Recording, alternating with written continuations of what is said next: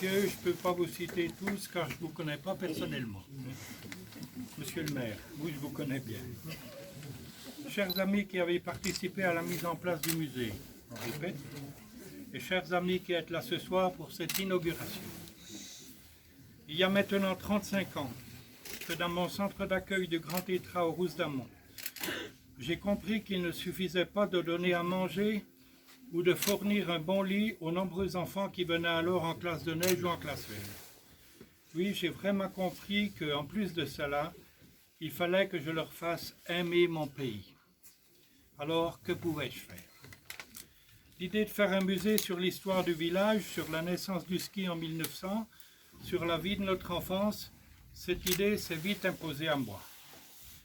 Il y a 35 ans, je suis allé voir beaucoup de vieilles familles de la vallée, beaucoup de champions qui ont contribué à l'essor de notre beau village. Ils ont compris ma démarche, conservé notre mémoire collective, rassembler en un seul lieu toutes ces richesses enfouies dans les granges, dans les greniers. Et volontiers, ils m'ont ouvert leurs portes. Ils m'ont donné ou vendu tout ce qui pouvait m'intéresser.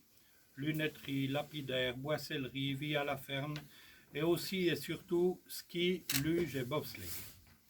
À l'occasion de ces Jeux olympiques de la jeunesse, j'ai pensé, avec la municipalité, qu'il était de mon devoir de rendre un peu plus visibles les trésors cachés de mon musée.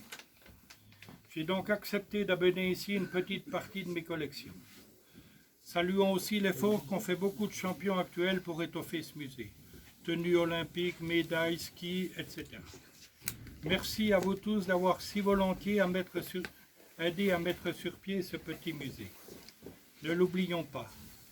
Les Rousses et le Haut-Jura sont bien parmi les plus anciens villages français à avoir compris l'intérêt de développer ces sports liés à la neige.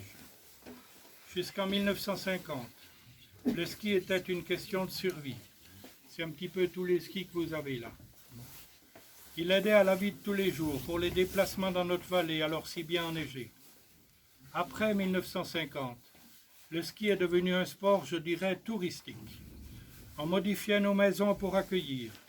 Les jeunes du village devenaient moniteurs. Hôtels et magasins voyaient le jour un peu partout. Et maintenant, où en sommes-nous? La neige manque cruellement. Sans doute saurons-nous trouver des solutions. Voilà, mesdames et messieurs, ce qu'a été ma démarche. Elle n'est pas personnelle, elle a été conçue pour le bien de tous. C'est pour cela que nous sommes tous là aujourd'hui. N'est-il pas vrai qu'oublier son passé, c'est un peu compromettre son avenir? Merci à tous et bonne visite.